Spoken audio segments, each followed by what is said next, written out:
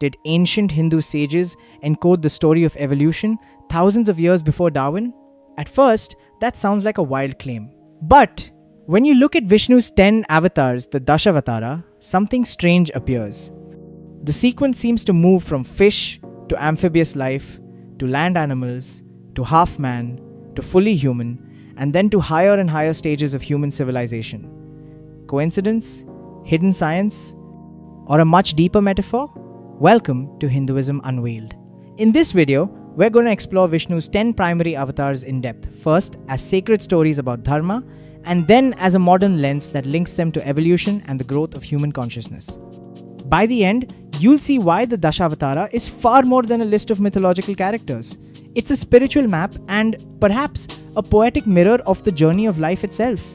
In Sanskrit, the word avatara literally means descent, something that comes down. In Hinduism, an avatar is the descent of the divine into the world. Specifically, the Dashavatara are the 10 primary incarnations of Lord Vishnu, the preserver of the universe. Why does Vishnu descend? The Bhagavad Gita explains it directly. Krishna says, "Whenever righteousness declines and unrighteousness rises, I manifest myself. To protect the good, destroy the wicked, and re-establish Dharma, I appear age after age." So the purpose of an avatar is not to teach biology, but to restore Dharma, cosmic order, moral balance, and spiritual truth when the world goes off the rails. Traditionally, these 10 avatars are placed across the 4 yugas, the cosmic ages. In the early, pure ages, we see more cosmic, mythic forms like fish and boar. In later ages, we see more human forms like Rama, Krishna, and Buddha. The final avatar, Kalki, is still to come at the end of the current Kali Yuga. Now, let's walk through each avatar, their story, their spiritual purpose, and the modern evolution interpretation. The first avatar is Matsya, the fish. In the Puranic story, a tiny fish appears in the water pot of King Manu, the progenitor of humanity. The fish begs for protection. Manu places it in a larger jar, then a pond, then a river, but the fish keeps growing until it fills the ocean. The fish finally reveals himself as Vishnu and warns Manu of a coming cosmic flood. Matsya instructs him to build a huge boat, gather the 7 sages, the seeds of all life, and the Vedas. When the flood comes, Matsya pulls the boat through the raging waters, saving life and knowledge so creation can begin again. Traditional meaning: Matsya is about preservation, saving the seed of Dharma and life when everything seems lost. It's not about the origin of life, but about not letting wisdom drown in chaos. Evolution lens: modern people look at Matsya and say, fish, avatar. Life began in water, first stage of evolution. And yes, that's an interesting parallel. Aquatic life comes first. On a deeper level, Matsya can also symbolize the earliest stage of consciousness. Tiny, fragile, awareness emerging in the vast ocean of existence, needing protection and guidance. The second avatar is Kurma, the tortoise. This incarnation appears during the famous Samudra Manthan, the churning of the ocean of milk. The gods and demons work together to churn the cosmic ocean to obtain Amrita, the nectar of immortality. They use Mount Mandara as the churning rod and a giant serpent as the rope, but the mountain begins to sink. Vishnu incarnates as Kurma, a colossal tortoise, and supports the entire mountain on his back, acting as a cosmic pivot, allowing the churning to continue. Traditional meaning: Kurma represents stability in the midst of transformation. When the world is being churned, when huge change is unfolding, something steady is needed to hold everything up. That grounding principle is Vishnu. Evolution lens: people say Kurma represents amphibious life creatures that could live in water and on land. Symbolically, the tortoise has 1 foot in each world, just like early life forms that began to move from sea to shore. As an inner symbol, Kurma represents a more stable awareness, consciousness, learning to balance between the inner world, water, and the outer world, land. The third avatar, Varaha, is a wild boar. In the myth, the demon Hiranyaksha drags Bhumi Devi Mother Earth down into the cosmic ocean, causing universal chaos. To rescue her, Vishnu appears as Varaha, dives into the waters, slays the demon, and thrusts Earth back up on his tusks, restoring order. Traditional meaning: Varaha is about lifting the world out of darkness, literally raising earth from the depths. It's a powerful image of divine intervention when chaos has swallowed the world. Evolution lens? In the modern mapping, Varaha is said to represent the rise of fully land based animals, especially mammals, life firmly established on solid ground. Is it scientifically precise? No. A wild boar is actually quite a late animal in evolution. But as a symbol, Varaha clearly moves the story from ocean land. Psychologically, Varaha can represent the rise of a strong individual I, the ego that digs, roots, and claims its place on earth, pulling itself out of the mud of instinct.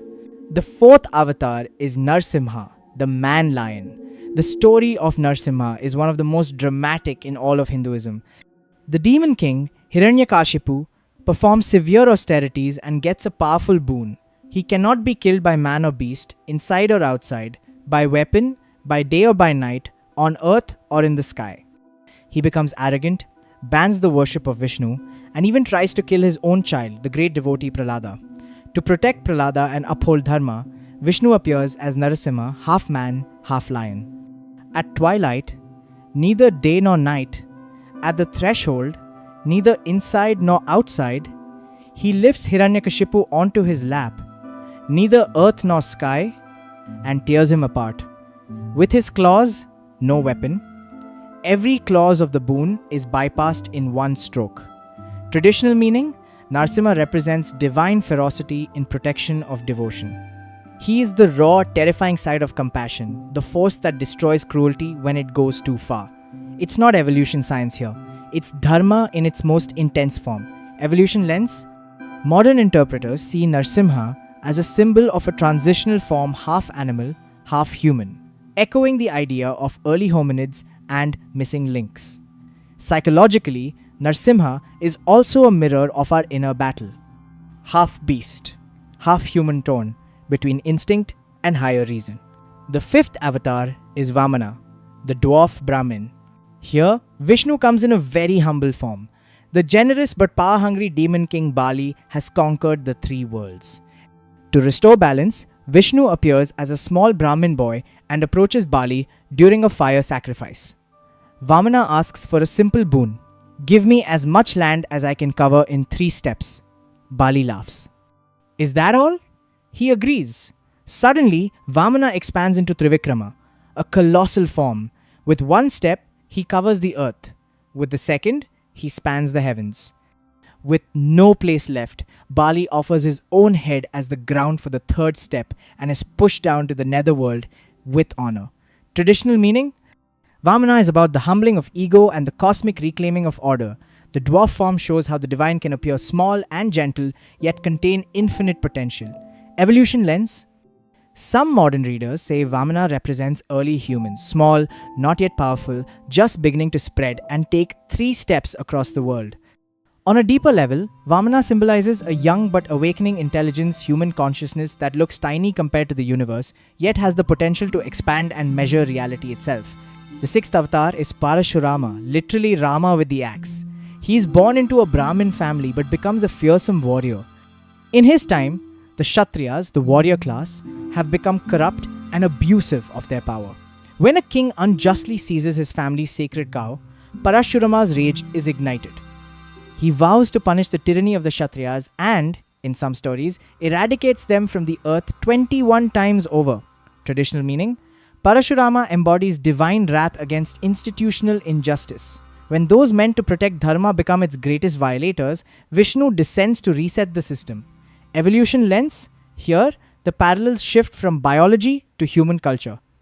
Parashurama is often mapped to early, violent, tribal human societies, tool-using, but ruled by anger and revenge. Spiritually, he represents raw human will with weapons. It's the stage where humans have discovered technology and power, but haven't yet developed stable ethical frameworks to handle them. The 7th avatar is Rama, Prince of Ayodhya, the hero of the Ramayana. Rama is often called Maryada Purushottama, the perfect man. His life is a tapestry of dharma in action. He accepts exile to keep his father's word. He respects his elders, protects sages, honors friendship. When his wife Sita is abducted by the demon king Ravana, he forms alliances, builds armies, and fights not out of ego, but out of duty and love. After victory, he establishes Rama Rajya, an age of justice, prosperity, and righteousness. Traditional meaning, Rama is the model of righteous leadership and human conduct. He's not about power, he's about principles showing how Dharma is lived in family, politics, war, and personal sacrifice. Evolution lens, here, Rama represents the emergence of ethical civilization. Structured kingdoms, law and order, social responsibilities, moral codes, and ideals. In the evolution story, Parashurama is the wild warrior. Rama is the civilized king who governs himself and his kingdom by Dharma. The eighth avatar is Krishna, one of the most beloved figures in all of Hinduism. As a child, Krishna is playful, enchanting, stealing butter, dancing with the gopis, lifting Govardhan Hill to protect his people. As an adult, he becomes the supreme strategist and divine guide of the Mahabharata. On the battlefield of Kurukshetra, he serves as Arjuna's charioteer and delivers the Bhagavad Gita, a complete manual of spiritual philosophy. Traditional meaning, Krishna is often considered the Purna Avatar, the complete incarnation, or even Swayam Bhagwan, the supreme Godhead himself. He represents divine wisdom, love, and play. Krishna integrates politics and philosophy, love and duty, mystery and clarity. Evolution lens, in the evolution of humanity, Krishna represents a highly advanced stage of consciousness. Deep understanding of ethics and dharma, ability to operate in complex social and political situations, profound spiritual insight. He's not just moral like Rama, he's also strategic, philosophical, and mystical. In many versions of Dashavatara, the ninth avatar is Buddha Siddhartha Gautama. This is actually a later theological development. After Buddhism rose in India and challenged Vedic ritualism, some Hindu traditions responded through assimilation. They reframed Buddha as an incarnation of Vishnu. In some Puranic texts, Buddha appears either to teach compassion and non-violence, ending corrupt animal sacrifices, or, in harsher readings, to delude the demons away from true dharma so they can be defeated.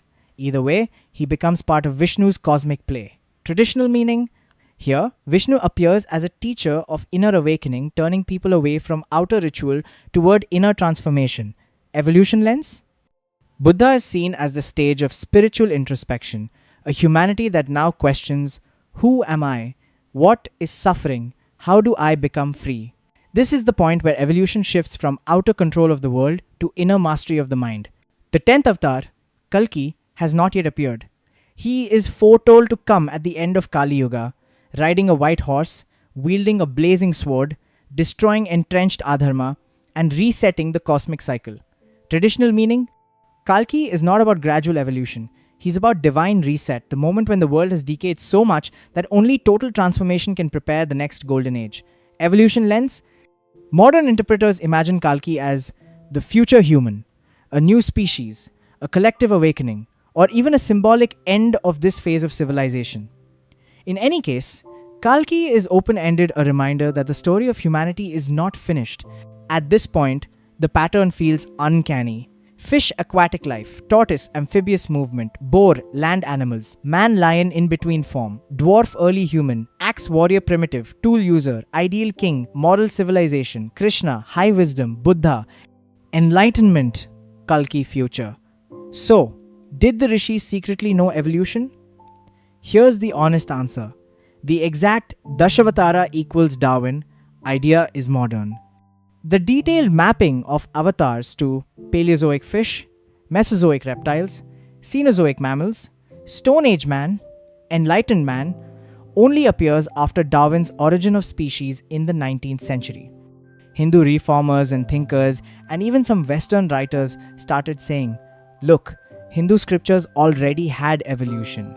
It was a way to defend and uplift Hinduism in a colonial world that worshipped Western science. There are also problems if we try to force a literal science chart onto the avatars. In the Matsya story, humans already exist. Manu and the sages are there. So it's not about life beginning with fish. Kurma is a tortoise, which is a reptile, not an amphibian. Varaha is a wild boar, a very late mammal, not some primitive early land animal. Different traditions don't even agree on the exact list. Some replace Buddha with Balram or put Balram and Krishna together. So if we treat Dashavatara as a literal evolutionary record, it fails both scientifically and scripturally. But that doesn't mean the whole idea is worthless. It just means we need a better way to read it. Instead of asking, did Dashavatara secretly encode Darwin? Ask a deeper question. What if the avatars symbolize the evolution of consciousness?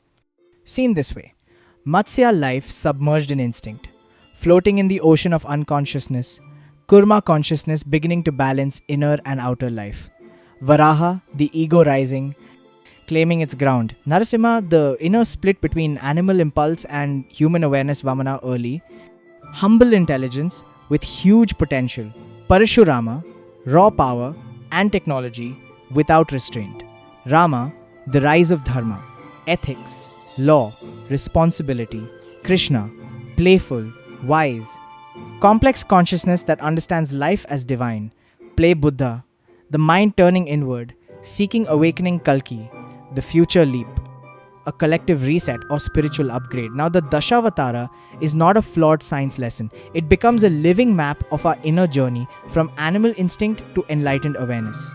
So, is Vishnu's Dashavatara about evolution? Not in the strict Darwinian sense. The rishis were not drawing fossil charts, but they were describing patterns, the unfolding of life from simple to complex, the unfolding of societies from chaos to order, and above all, the unfolding of consciousness from instinct to insight, from violence to compassion, from ego to enlightenment. That's the real power of Dashavatara. It isn't just mythology. It isn't just science before science. It's a spiritual mirror held up to our own evolution outside and inside. If this exploration opened something for you, make sure to like the video, subscribe to Hinduism Unveiled, and share this with someone who thinks Hinduism is just mythology. Because sometimes myth is how eternal truths hide in plain sight. Hare Krishna, Jai Shri Vishnu, Jai Shri Krishna, and see you in the next video.